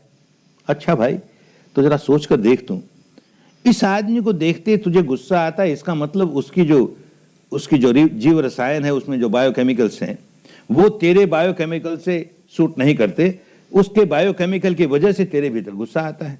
सचमुच ऐसा है, अगर उसके बायोकेमिकल लोगों में गुस्सा पैदा करने वाले हैं, तो जो देखे सबको गुस्सा आना चाहिए ना, सबको नहीं आता ना। एक ही व्यक्ति को एक ही समय 5 लोग देख रहे हैं, और 5 लोग 5 तरह की प्रतिक्रिया कर रहे हैं। मुझे उस पर गुस्सा आ रहा है, हो सकता है किसी को उस पर वात्सल्य भाव आवे, हो सकता है किसी को उसके प्रति वासना जागे, हो सकता है किसी को उसके प्रति प्यार जागे, हो सकता है किसी को उसके प्रति भय जागे। जिस किसी ने उस व्यक्ति की जैसी मूर्त गढ़ी, उसी प्रकार प्रतिक्रिया कर रहा है। तो बात समझनी चाहिए ना, हम प्रतिक्रिया किसकी कर रहे हैं? अपनी संज्ञा ने जो कुछ तैयार किया उसकी प्रतिक्रिया कर रहे हैं। ये बात जब ठीक से समझ में आने लगेगी तो सारा रहस्य खुलता चला जाएगा। और ये भीतर इसलिए देख रहे हैं कि ये सारा रहस्य खुलता चला जाए, कहीं कोई पागलपन रह न जाए। जैसे एक ही व्यक्ति को 5 लोग देखते हैं, 5 तरह की प्रतिक्रिया होती है, ऐसे ही एक ही व्यक्ति एक ही घटना को 5 बार देखता है और उसकी 5 प्रकार की प्रतिक्रिया होती है। एक ही प्रकार के शब्द मेरे कान में आए और 5 बार आए, 5 समय आए, और वही शब्द हैं, लेकिन मैं प्रतिक्रिया 5 तरह की कर रहा हूं। एक उदाहरण से समझें, कभी कभी बात उदाहरणों से स्पष्ट हो जाती है। उदाहरण है केवल। कोई शाम का समय है, मैं अपने 2 4 5 साधकों के साथ फुटपाथ पर चल रहा हूं और यूं चलते हुए अंधेरा सा है, फुटपाथ पर कोई आदमी लेटा था और किसी एक साधक ने उसको ठोकर लगा दी। ठोकर लगते ही वो चीखा, चिल्लाया, अंधे हो, तुम्हें सूझता नहीं। ये शब्द मेरे कान में पड़े, गाली के शब्द हैं, अंधे हो, सूझता नहीं। लेकिन अच्छा विपश्ची हूं तो अंदर देखूंगा कि जैसे ही वो कान में शब्द पड़े, भीतर एक गुदगुदी होने लगी, सारे शरीर में बड़ा पुलक रोमांच हुआ, बड़ा अच्छा लगा। वो कहता है, गाली दे रहा है और हमको यहां गुदगुदी हो रही है, बड़ा अच्छा लग रहा है। एक घटना घटी। दूसरी घटना, अब दूसरे दिन दूसरी बार मैं अकेला जा रहा हूं उसी फुटपाथ पर और मुझसे ठोकर लग गई। ठोकर लगी और वो चीखा, अंधे हो, सूझता नहीं, वही शब्द आए कान में। अब देखता हूं कोई गुदगुदी नहीं। अब तो बड़ी अप्रिय संवेदना है, शरीर में बड़ी दुखद संवेदना है। क्यों भाई, शब्द तो हुई है कान में, अब क्या हो गया? दूसरी घटना। तीसरी घटना, फिर अपने वही 4 5 साधकों के साथ जा रहा हूं, फिर मुझसे ही ठोकर लगी, फिर वो उसी तरह चीखा, अंधे हो, सूझता नहीं। अब देखता हूं बड़ी दुखद संवेदना। वो जो इसके पहले दुखद संवेदना आई थी जब अकेले में ठोकर लगी और अकेले में वो चिल्लाया, इससे इस बार की संवेदना और ज्यादा दुखद, और ज्यादा व्याकुलता है। अच्छा, तीसरी घटना घटी। चौथी घटना, फिर अकेला जा रहा हूं, उदाहरण के लिए बातें बताते हैं। अकेला जा रहा हूं, फिर मुझसे ठोकर लगी, फिर वो चीखा उसी तरह, अंधे हो, सूझता नहीं। और मैंने पहचाना, या मेरी संज्ञा ने पहचाना, ये तो मेरे पुत्र की आवाज है, मेरा पुत्र है, और मुझे कहता अंधे हो, सूझता नहीं। अब देखिएगा कि जो संवेदना बड़ी दुखद थी अब और कई गुना अधिक हो गई, बड़ी दुखद हो गई। फिर उदाहरण है, 5वीं बार फिर उन्हीं 4 5 साधकों के साथ जा रहा हूं, वैसे ठोकर लगी, वैसे ही वो चीखा, अंधे हो, सूझता नहीं, वैसे ही संज्ञा ने पहचान लिया ये तो मेरा पुत्र है। अरे अभी तो दुख का कोई ठिकाना नहीं, ऐसा अनंत हो गया दुख। क्यों भाई? 5 बार एक की तरह की घटना घटी, 5 बार वही शब्द कान में पड़े और ये 5 बार 5 तरह की संवेदना हुई, 5 तरह की प्रतिक्रिया हुई। क्यों हुआ?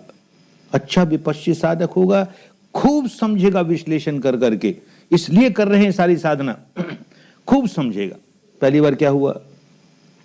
हर आदमी एक पागलपन करता है जब से जन्मता है और आगे बढ़ता है, होश संभालता है। ये दुनियादारी की भाषा में कहते हैं होश संभालता है। होश संभालता है कि होश खोता है कौन जाने। जरा बड़ा हुआ कहता है होश संभाल लिया हमने, तो क्या करता है? पहला काम ये करता है कि अपनी एक मूर्त गढ़ता है। मैं गोइनका, अरे गोइनका, ऐसा अपनी मूर्त आप गढ़े तो बढ़िया से बढ़िया गढ़ेगा, खूब बढ़िया, ऐसा गोइनका, ऐसा गोइनका, ऐसा गोइनका, और अपने मन मंदिर में उस मूर्त को स्थापित करता है और उस मूर्त के प्रति इतनी गहरी आसक्ति पैदा कर लेता है। अपनी गढ़ी हुई मूर्त है, उसमें सच्चाई का नामो निशान नहीं, अपने भीतर मूर्त गढ़ करके स्थापित कर ली और गहरी आसक्ति पैदा कर ली। ये गोइनका, ऐसा गोइनका, ऐसा गोइनका। पहली बार क्या हुआ? जब किसी ने कहा अंधे हो, सूझता नहीं, तो हमारी संज्ञा ने पहचान के कहा ये शब्द तो गाली के हैं, बिल्कुल ठीक, लेकिन गाली तुम्हें नहीं दे रहा है, ये गाली तेरे साधक को दे रहा है। तो भीतर एक गुदगुदी होती है, अरे मैं विपश्यना का महान आचार्य, मुझसे ऐसी गलती हो जाए मैं किसी को ठोकर मार दूं। ये तो बच्चे हैं, अभी सीखा नहीं इन्होंने, हम बार बार कहते हैं सजग रहो, सजग रहो, फिर भी ठोकर मार दी। ठोकर मारी तो गाली सुननी पड़ी ना, मुझसे थोड़ी ऐसा हो सकता है। अब जो मूर्त बनाई थी उस पर थोड़ा सा रंग रोगन और आ गया, उस पर पॉलिश आ गई, अरे गोइनका क्या कहना, गोइनका का क्या कहना, तो गुदगुदी हुई सारे शरीर में, बड़ी सुखद संवेदना हुई।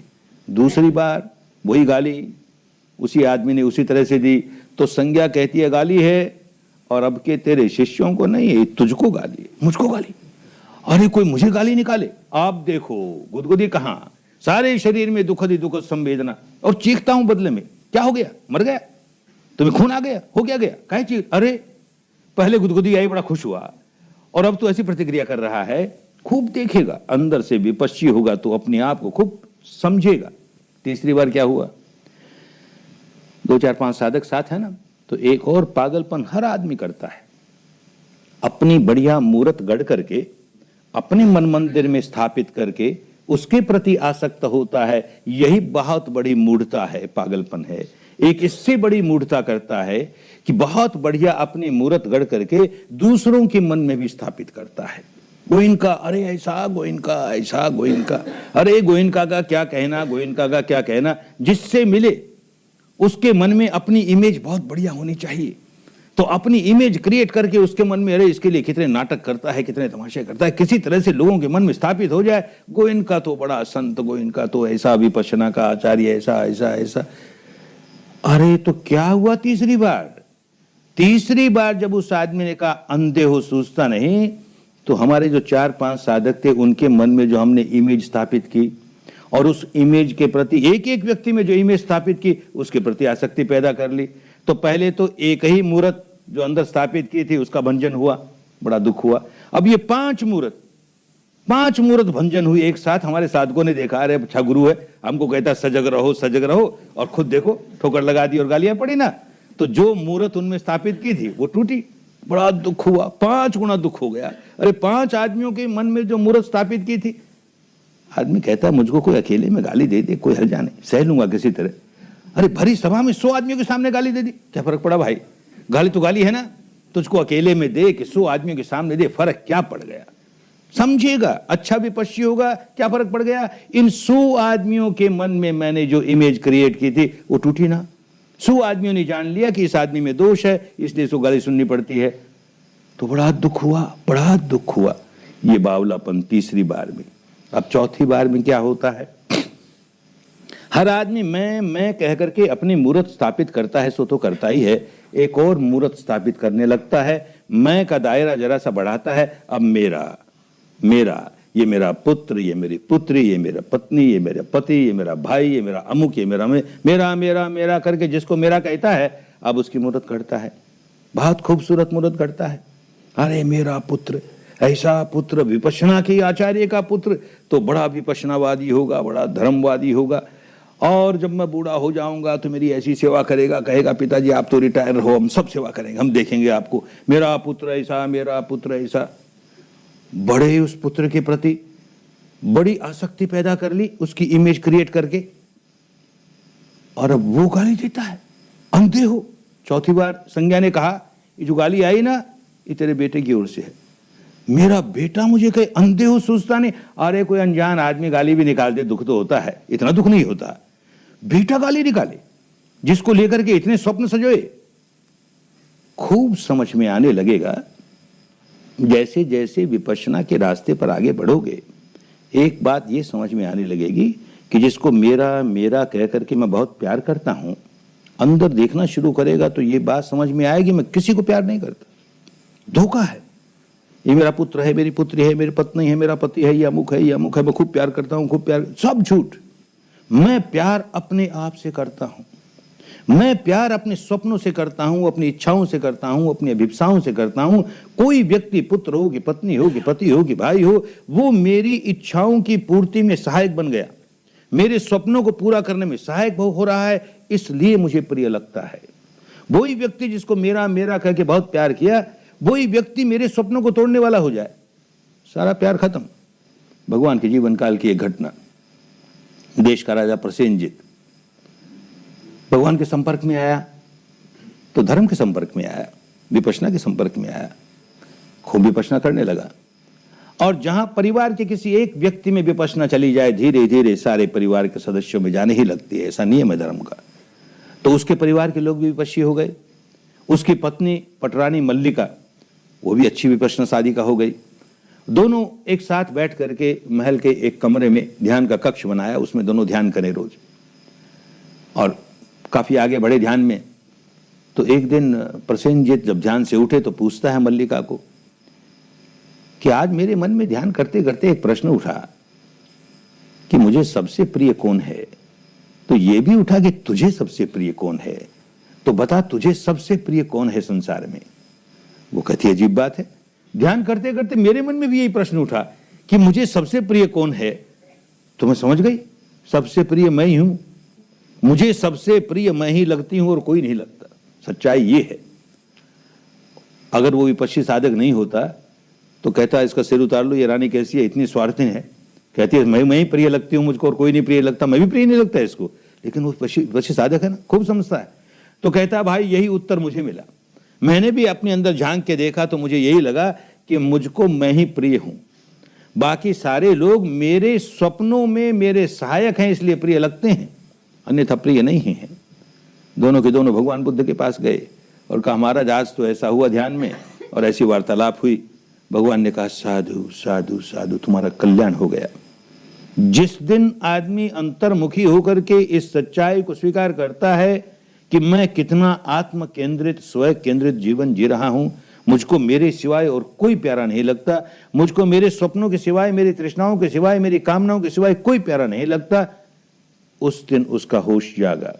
अब उसमें स्वार्थ बुद्धि निकलनी शुरू हो जाएगी, आत्म केंद्रित जीवन टूटना शुरू हो जाएगा, आत्म भाव अनात्म भाव में बदलना शुरू हो जाएगा, अहंकार निकल के निरहंकार की अवस्था में आना शुरू हो जाएगा। पहले इस सच्चाई को स्वीकार तो करे, अनुभव से जाने, तो खाली बुद्धि से स्वीकार करने से नहीं, अंदर देखते देखते देखते। तो यही हुआ, उस पुत्र के प्रति इतनी गहरी आसक्ति।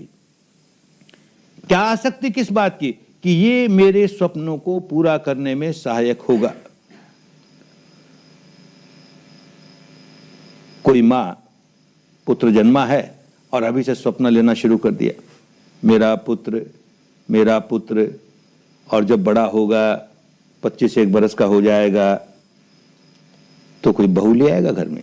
अभी बहू जन्मी भी नहीं, कल्पना करती है एक बहू ले आएगा, और मेरा पुत्र तो बड़ा आज्ञाकारी होगा, बड़ा विनीत भाव होगा, बड़ा धर्मवान होगा। तो खोज करके जो बहू लाएगा वही बड़ी धर्मवती लेकर आएगा, बड़ी अच्छी बहू लेकर आएगा, ऐसी बहू आएगी, ऐसी बहू आएगी। कल्पना कर रहा है, कर रही है, उसके प्रति आसक्ति, उसकी एक इमेज क्रिएट कर रही है। और 25 वर्ष में, सचमुच 25 वर्ष के बाद बहू ले आया घर में, और बहू ऐसी आई जो चोटी पकड़ के झाड़ू से बात करे। अब बेचारी की सारी तस्वीर खत्म हो गई ना, अरे बहू ऐसी आए, बहू ऐसी आए, सारा स्वप्न जो बहू को लेकर के किया था वो सारा भंग हो गया। उसके रोने का क्या ठिकाना। ऐसे ही वो बहू जब छोटी है तब से सोचना शुरू किया, किसी ने बताया बड़ी हो जाओगी, पराए घर जाओगी, वहां ये मिलेगा, ये मिलेगा, ये, अरे एक माँ भी मिलेगी जो इस माँ से ज्यादा प्यार देगी, ऐसी माँ मिलेगी। ऐसी बेचारी आई, और ऐसी माँ आई कंकाली, ऐसी माँ मिली जो गालियों बिना बात ही न करे, तो बेचारी का सारा सपना टूटा ना। कौन जिम्मेदार है इन स्वप्न बनाने के? हम अपना स्वप्न बनाते हैं, इमेजेस क्रिएट करते हैं, उसके साथ आसक्ति पैदा करते हैं, वो इमेज टूटती है, हम व्याकुल होते हैं। कौन जिम्मेदार है? हम सारी की सारी, हमारी सारी आसक्ति अपने आप के प्रति, अपनी इच्छाओं के प्रति, और वो पूरी होती नहीं, हम व्याकुल होते हैं। माता पिता चाहते हैं बड़े हो जाएंगे तो ये बेटे और बहू हमारी बहुत सेवा करेंगे, और बेटे और बहू स्वप्न लेते हैं कि अरे ये बूढ़ों के खटखट में कहां पड़ेंगे, बड़े होकर के जरा अपना पांव जम जाए तो एक बंगला बने न्यारा। सिनेमा में यही सुनते आए, पढ़ते आए, अपना अलग बंगला लेके छोड़ो इन बूढ़ों को, बड़े आराम से रहेंगे। वो अपना स्वप्न ले रहे हैं, हम ऐसे रहेंगे, ये अपना स्वप्न ले रहे हैं, तो दोनों का स्वप्न तो पूरा होगा नहीं ना, रोएगा ही ना, आपस में स्वप्न टूटेगा। तो जब तक 2 भाई हैं और एक ही स्वप्न दोनों के हैं, एक ही दिशा में दोनों के स्वप्न चल रहे हैं, बड़ा प्यार है। जब दोनों के 2 तरह की दिशा में चलने लगे, इसका स्वप्न इस प्रकार का, ये पूरा होगा तो इसका खंडित होगा, इसका इस प्रकार का, ये पूरा होगा तो इसका खंडित होगा, भाइयों का सारा प्रेम खत्म, एक दूसरे के दुश्मन हो गए। तो भाई क्यों हो गए? कि प्यार भाई से नहीं है, प्यार पुत्र से नहीं है, पुत्र वधू से नहीं है, पिता से नहीं है, मां से नहीं है, प्यार अपने आप से है, और प्यार अपनी कामनाओं से है, अपने स्वप्नों से है। ये बात विपश्ची साधक शीघ्र देखने लगता है, उसके कल्याण का रास्ता खुल जाता है, क्योंकि वो अपने दुख का कारण समझने लगा। मेरे दुख का सही कारण ये है, ऐसा समझने लगा तो खूब समझ में आएगा कि चौथी बार जो मैं ज्यादा व्याकुल हुआ वो इसलिए हुआ कि मैंने स्वप्न संजोया अपने पुत्र के प्रति, और वो पुत्र मुझे गाली निकालता है। उनके प्रति तो संजोया नहीं ना कोई स्वप्न। कोई अनजान आदमी गाली निकालता है तो दुख तो हुआ, पर उतना दुख नहीं हुआ क्योंकि उस अनजान आदमी के साथ मेरा कोई स्वप्न नहीं है कि ये मेरा स्वप्न पूरा करेगा, ये मेरी कामनाओं को पूरा करने में सहायक होगा, ऐसा रंच मात्र भी नहीं था। और इसके प्रति तो बहुत है, ये बड़ा हो जाएगा तो ऐसी मेरी सेवा करेगा, ये करेगा, ये करेगा। अब वो तो बिल्कुल विपरीत, बड़ा दुखी हुआ। 5वीं बार और ज्यादा क्यों दुखी हुआ उसे भी समझेगा। एक और पागलपन करता है, मेरा मेरा मेरा कह करके उसकी मूर्त अपने मन में स्थापित करता है, सो तो करता है, औरों के मन में भी स्थापित करने लगता है। जानता भी है कि इसमें खोट है, फिर भी कहता मेरा पुत्र, अरे क्या कहना, ऐसा आज्ञाकारी है, ऐसा विपश्ची है, ऐसा है, ऐसा है। इसके मन में स्थापित की, इसके मन में स्थापित की, मेरा पुत्र, मेरी पत्नी, मेरा पति, मेरा अमुक, मेरा अमुक। और अब वही पुत्र जिसकी इमेज मैंने 5 साधकों के मन में स्थापित की, वर्षों लगाए, अब वो 5 इमेजेस उनका भंजन हुआ ना, वो पुत्र इनके सामने मुझे गालियां निकालता है। अरे भाई तू मेरा पुत्र है, घर में गाली निकाल देता तो ठीक था, फिर भी सह लेते। तो इन 5 आदमियों के सामने, मेरे साधुओं के सामने मेरी इज्जत खराब करता है, इनके सामने गाली निकालता है। होश नहीं है ना, अकेले में निकाले कि बाहर निकाले। तू क्यों दुखी हो रहा है इसको देखना, तूने अपने भीरत मूर्त गढ़ी ना। वो चित्रकार जो चित्र बना करके उस पर पागल हो गया, ऐसे ही हम मूर्तिकार मूर्ति बना बना करके पागल हो रहे हैं। ये बात विपश्ची साधक को जितनी जल्दी समझ में आ जाए उतनी जल्दी कल्याण के रास्ते पड़ गया, आनी चाहिए। अगर ये संवेदनाओं का खेल खेलता चला गया, सुखद आई और खुशियों से नाचने लगा, दुखद आई रोने लगा, तो सारे जीवन भर साधना करता जाए, उसका कोई लाभ होने वाला नहीं है। जो आदमी ये समझ गया कि सुखद आई कि दुखद आई, मुझको साक्षी भाव से देखना है, तो सारा रहस्य खुलना शुरू हो जाएगा। ये देख परमाणुओं का पुंज है, ये देख चित्त के 4 हिस्से हैं, ये विज्ञान है, जानने का काम करता है, ये संज्ञा है, पहचानने का काम करती है और मूल्यांकन करती है, वेदना संवेदनशील होने का काम करती है, ये संस्कार प्रतिक्रिया करने का काम करता है। और देख इसका कैसे प्रभाव शरीर पर पड़ रहा है, कैसे संवेदना आ रही है, कैसे संवेदना हमें प्रभावित करती है। उस संवेदना की वजह से विकार और जागता है, संवेदना बढ़ती है, संवेदना बढ़ती है, विकार बढ़ता है, विकार बढ़ता है, संवेदना बढ़ती है। सारा प्रपंच समझ में आने लगेगा। अब संवेदना आएगी तो विकार नहीं बढ़ाएगा, साक्षी भाव से देखेगा, तो संवेदना अपने आप हमको सिर पर चढ़ने वाली नहीं होगी, तो विकार अपने आप सिर पर चढ़ने वाले नहीं होंगे, दोनों दुर्बल होते होते होते समाप्त हो जाएंगे। ये सारा काम सफलता में, सफलता के लक्ष्य में तब पूरा होगा जबकि हम विपश्यना ठीक से कर पाएंगे। और ठीक से करने का ये कि हम भोक्ता भाव से बाहर निकल करके दृष्टा भाव में स्थापित हों और उसके अनित्य स्वभाव को समझते रहें। अनित्य है, ऐसी संवेदनाएं तो अनित्य है, ऐसा विकार जागा तो अनित्य है। देखें तो कितनी देर रहता है, देखें तो कितनी देर रहता है। यूं उसमें पुष्ट होते होते अपने स्वभाव को पलटना शुरू कर देंगे। तो विपश्यना बड़ी कल्याणकारिणी हो गई, बड़ी कल्याणकारिणी हो गई। जितने हमारे भीतर दुर्गुण हैं, जितने हमारे भीतर खोट है, जितने हमारे भीतर मैल हैं, वो सारे के सारे हमारे मुक्ति के लिए बाधक हैं।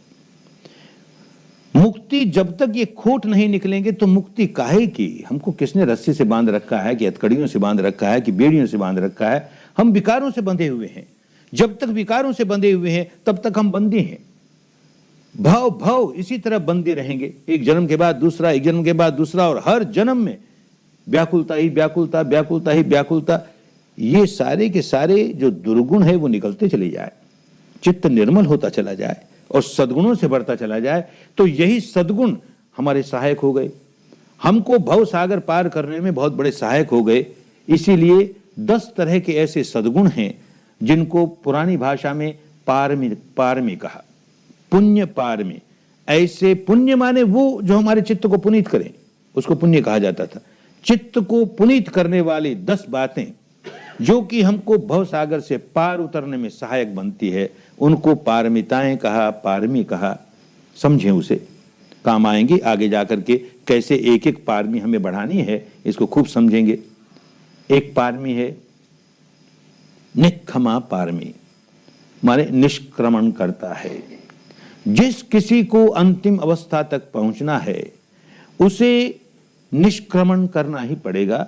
घर बार छोड़ करके, सन्यासी हो करके, सन्यासिनी हो करके, और वो अनंत की अवस्था पर पहुंचेगा। लेकिन हम गृहस्थ हैं, हम घर बार छोड़ने लायक नहीं, माने इस लायक नहीं, यही हमारा मानस अभी नहीं बना। तब ये पारमी हमारी कैसे पूरी हो। तो पुराने लोगों ने इसके लिए एक रास्ता निकाला। उन दिनों तो बड़े शिविर होते थे, 7 सप्ताह के शिविर होते थे। अब आजकल भाग दौड़ की बात आ गई तो 7 सप्ताह को घटा करके 1 महीना किया, कुछ काम बना और कम किया, 20 दिन किए, 15 दिन किए, 10 दिन किए, 10 से और कम किया, 7 दिन किया, देखा कुछ पल्ले ही नहीं पड़ता। तो एक नियम बना दिया कि 10 दिन का तो शिविर कम से कम, लंबा हो तो और अच्छी बात। तो कम से कम 10 दिन के लिए तो घर छोड़ करके निष्क्रमण पारमी पूरा कर रहे हैं ना। भले सिर नहीं मुड़ाया, कपड़े नहीं बदले, फिर भी भिक्षु का सा जीवन जीने आए हैं ना। और भिक्षु का क्या जीवन होता है, मैं मेरा कहने के लिए कुछ नहीं, सब छोड़ आया। तो यहां आता है तो न ये मकान मेरा, न ये भोजन मेरा, ये न मेरा, ये मेरा, कुछ नहीं।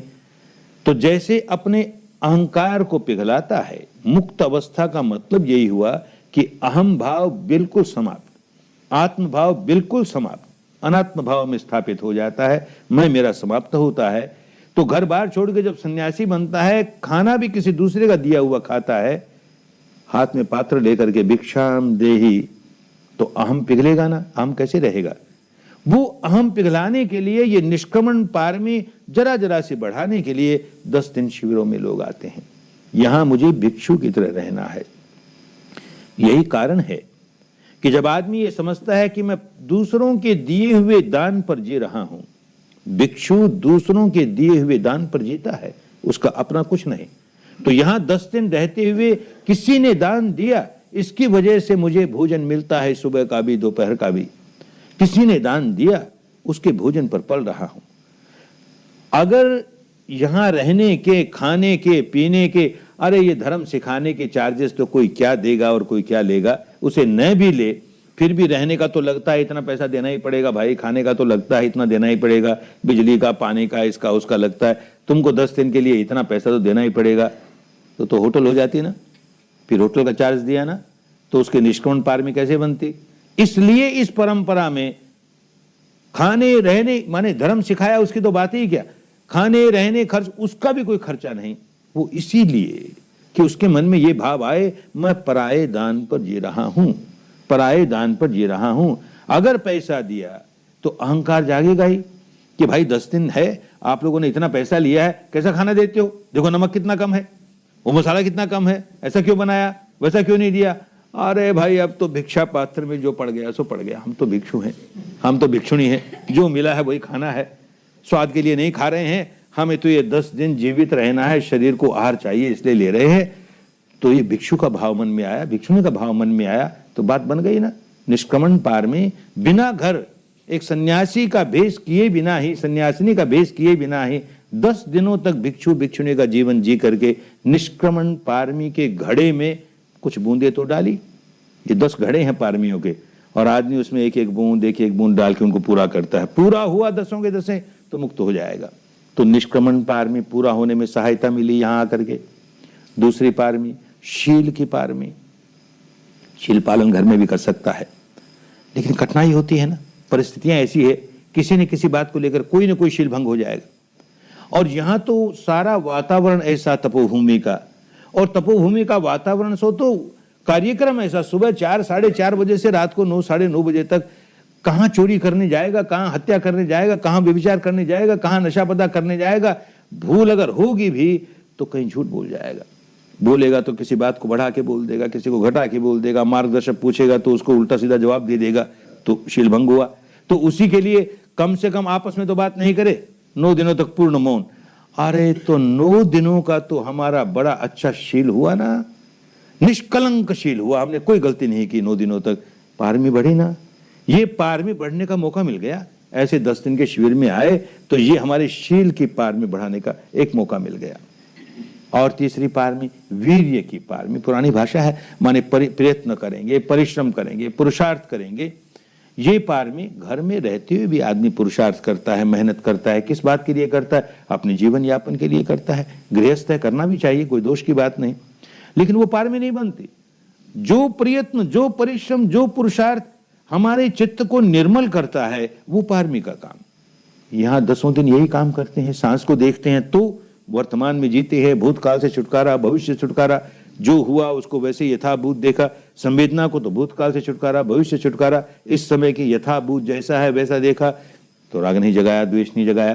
तो ये जो प्रयास कर रहे हैं, ऐसे चित्त को वर्तमान में स्थापित करके, उसके अनित्य स्वभाव को देख करके दृष्टा भाव में स्थापित करना, इसका प्रयत्न कर रहे हैं, तो सही प्रयत्न कर रहे हैं। तो वीर्य की पारमी अपने आप बढ़नी शुरू हो गई। शील की पारमी, वीर्य की पारमी, प्रज्ञा की पारमी। ये जो श्रुतमयी प्रज्ञा है, ये तो कहीं प्राप्त हो जाती, यहां आने की जरूरत नहीं थी। चिंतनमयी प्रज्ञा है, सुन करके घर में उसका चिंतन करते, कहीं हो जाती। ये भावनामयी प्रज्ञा है, वही प्रज्ञा है जो प्रत्यक्ष ज्ञान होता है, उसको प्रज्ञा कहते हैं। अपनी अनुभूति से इस 3.5 हाथ की काया में प्रत्यक्ष ज्ञान, 10 दिन तो यही किया ना। तो ये प्रत्यक्ष ज्ञान जगा रहे हैं, प्रत्यक्ष ज्ञान जगा रहे हैं, अनुभूति वाला ज्ञान जगा रहे हैं, अपनी प्रज्ञा भावनामय प्रज्ञा जगा रहे हैं। ये पारमी पूर्ण हो रही है। एक और पारमी होती है शांति की पारमी, सहनशीलता, सहिष्णुता। एक एक आदमी अलग अलग बैठ के ध्यान करे, फिर भी 100 आदमी भी एक साथ बैठ के ध्यान करते हैं, 200 भी बैठ के ध्यान करते हैं। कभी हॉल में ध्यान कर रहा है, समझदार आदमी है तो इस बात का ख्याल रखेगा कि मेरी वजह से किसी व्यक्ति के ध्यान में कोई विक्षेप नहीं आ जाए, मैं कोई ऐसा काम न कर दूं जिससे और लोगों का ध्यान भंग हो जाए। बड़ा सजग रहता है। लेकिन हर आदमी नहीं सजग रहते। किसी व्यक्ति ने ऐसी कोई हरकत कर दी और उससे मेरा ध्यान भंग हुआ, नहीं होश होगा तो चिड़चिड़ाएगा। कैसे लोग हैं, किस तरह से खांसता है, देखो किस तरह से डकार लेता है, देखो किस तरह से क्या करता है, तो बड़ा गुस्सा आएगा भीतर। फिर होश आएगा, अरे यहां गुस्सा जगाने थोड़ी आया, बेचारा रोगी होगा, इस मारे ऐसे करता है। या अज्ञानी है, उसे होश नहीं है कि वो औरों का तप भंग कर रहा है इसलिए करता है, तो उस पर दया जागे, करुणा जागे। क्रोध क्यों जगाएं? तो क्षमा की पार में, शांति की पार में, सहनशीलता की पार में इसको पूरी करने का मौका मिलता है। और एक पार में सत्य की पार में, सच्चाई की पार में।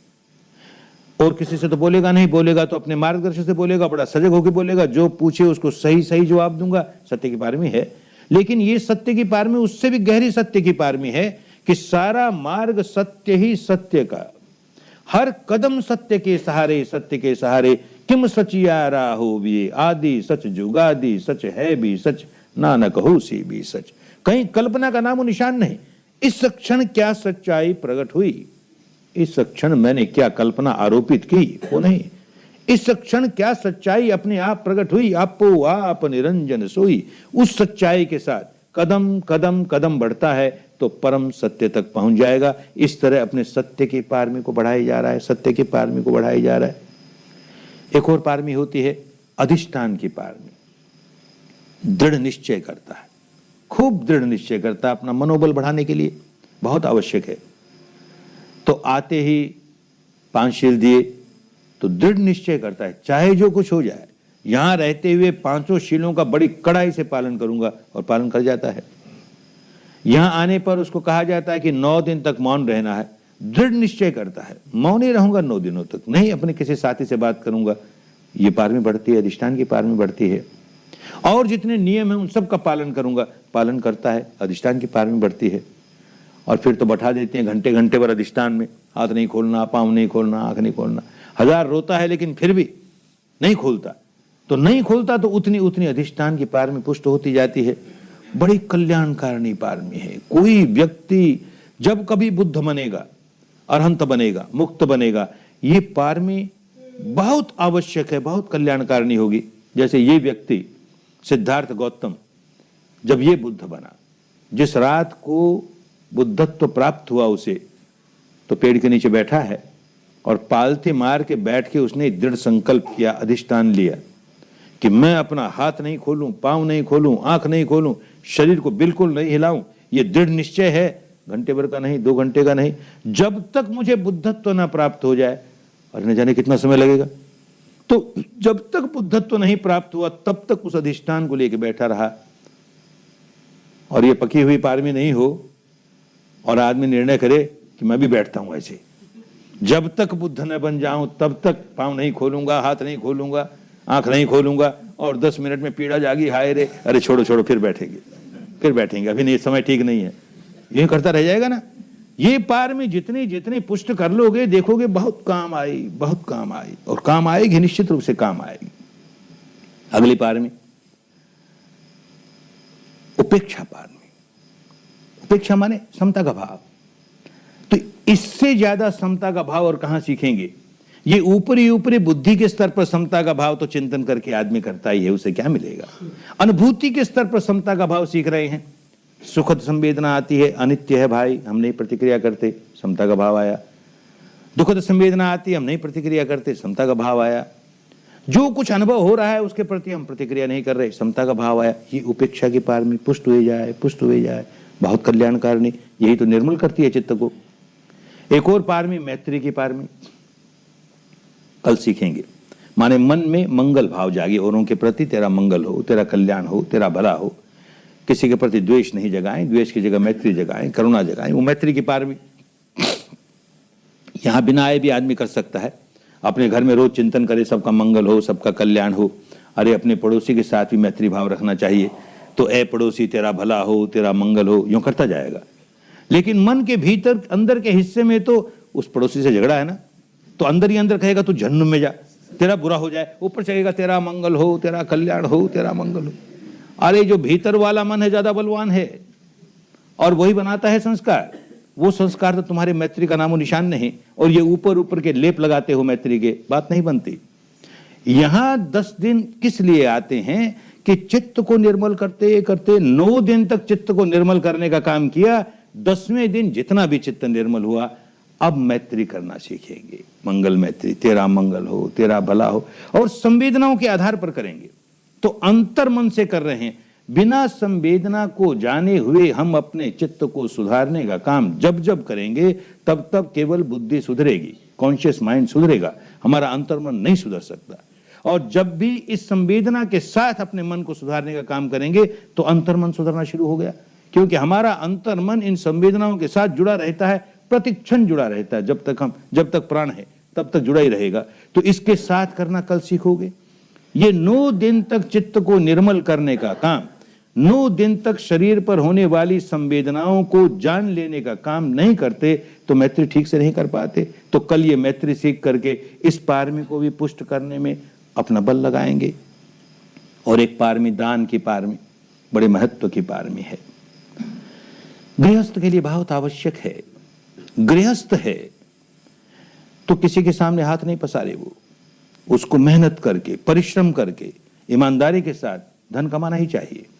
अपने भरण पोषण के लिए, अपने परिवार के भरण पोषण के लिए, जो जो लोग आश्रित हैं उन सब के भरण पोषण के लिए उसे कमाना ही चाहिए। भिक्षु को कमाने की जरूरत नहीं, उसको धन संग्रह करने की जरूरत नहीं। लेकिन गृहस्थ को कमाना ही चाहिए। लेकिन बड़ी कठिनाई हो गई। जहां कमाना शुरू किया, जहां घर में धन आना शुरू किया, वहीं अहंकार बढ़ेगा। मैं कमा रहा हूं, मैं इतना होशियार, मैं इतना चतुर, मेरी वजह से कमाई होती है, बाकी लोग सब निठल्ले हैं, बाकी लोग सब मूर्ख हैं। ये अहंकार जागता है। अहंकार जागता है तो मुक्ति की दूसरी दिशा में जाने लगा। मुक्ति कहां से आएगी? मुक्ति तो अहंकार शून्य अवस्था को कहते हैं।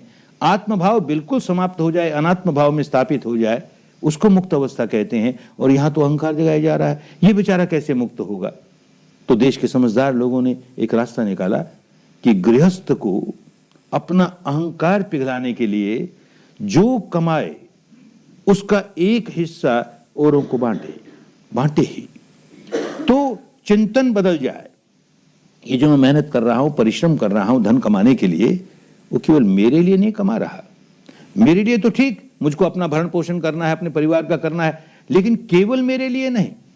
आखिर ये जो पैसा आता है समाज से आता है, बदले में मैं समाज को क्या देता हूं, ये भाव जागना शुरू हो तो अहंकार पिघले।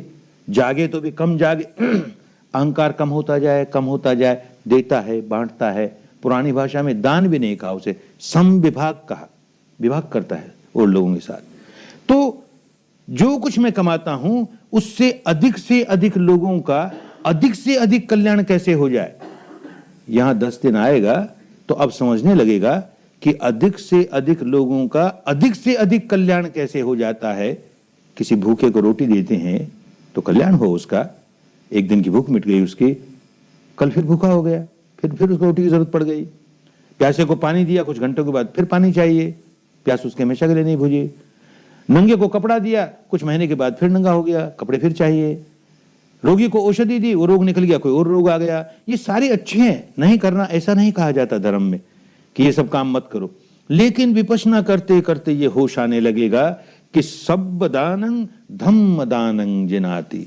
जितना दान किसी को दिया जाए वो सारे दान अच्छे हैं, पर इन सारे दानों में धर्म का दान सबसे ऊंचा दान। एक व्यक्ति को भी शुद्ध धर्म मिल गया, शुद्ध धर्म का रास्ता मिल गया, अरे सारे दुखों से मुक्त होने का रास्ता मिल गया ना बेचारे को। ये छोटे मोटे दुख दूर हुए फिर आए, दुख दूर हुए फिर आए, ये तो सारे दुखों से दूर हो जाएगा, भव चक्र से दुख से छुटकारा पा लेगा। इतना बड़ा दान, इसमें मैं कैसे सहायक हो जाऊं? तो 10 दिनों तक अपने यहां रहने का दान नहीं दे रहा। जो व्यक्ति ये सोच के दान देता है, शिविर में आकर के 10 दिन रहा तो इनका खाने का कितना लगा होगा? अरे 100 लगे होंगे। ये पानी वानी का क्या लगा होगा? इतने लगे होंगे। अच्छा क्या है, आज का महंगाई है तो 200 लगे होंगे, 250 लगे होंगे, और क्या, दो ना 250, छुड़ाओ पिंड अपना। अरे क्या दान दिया रे तूने? होटल का बिल चुकाया ना? फिर नहीं, मैं तो रहा भिक्षु की तरह किसी और के दान पर। अब मेरे मन में यह चेतना जागे कि भाई इसी तरह अन्य लोगों को भी मिले ना, तो मेरे पास जो धन है वो औरों के लिए, आगे भविष्य में जो साधक आने वाले हैं वो किस तरह से इसका लाभ उठा ले, इस मारे दान देता है। शुद्ध चित्त से लोगों का कल्याण कैसे हो, लोगों का कल्याण कैसे हो, मैं उसमें कैसे सहायक हो जाऊं। अरे मेरे पास कम धन है तो कम दूं, कोई हर्जा नहीं, लेकिन चेतना ये है, अच्छा मैं सेवा ही करूं, 10 दिन तक लोग मेरी सेवा करते रहे, मैं श्रम का दान देता हूं, ये दान पारमी बनती है, नहीं तो पारमी नहीं। ये 10 पारमियों को याद रखेंगे और जब कभी भविष्य में 10 दिन के शिविर में आएंगे, खूब याद रख करके, एक एक पारमी को पुष्ट करने के लिए आया हूं। ये 10 घड़े हैं, भले एक एक बूंद, दो दो बूंद सब घड़े में डालनी है, और सारे घड़े जब पूर्ण हो जाएंगे तो मुक्त हो जाऊंगा। ये समझदारी के साथ काम करना है। बड़ा कल्याणकारी है धर्म। न समझे तो उसका लाभ नहीं उठा सकता, समझ ले और उसके अनुसार चलना शुरू कर दे, अरे इससे बढ़कर और कुछ मंगलकारी है ही नहीं, इससे बढ़कर और कुछ कल्याणकारी है ही नहीं। आए हो, 9 दिन काम किया है, कल का दिन और यहां रहोगे, खूब लाभ उठाओ, खूब लाभ उठाओ, खूब समझो धर्म को, संप्रदाय से अलग करो इसे, दार्शनिक मान्यताओं से अलग करो इसे, कर्मकांडों से अलग करो इसे। ऐसा कुदरत का कानून है, ऐसा नियम है, ऐसा मान करके काम करोगे, खूब मंगल होगा, खूब कल्याण होगा। सबका मंगल हो, सबका कल्याण हो, सबकी स्वस्थ मुक्ति हो, स्वस्थ मुक्ति हो।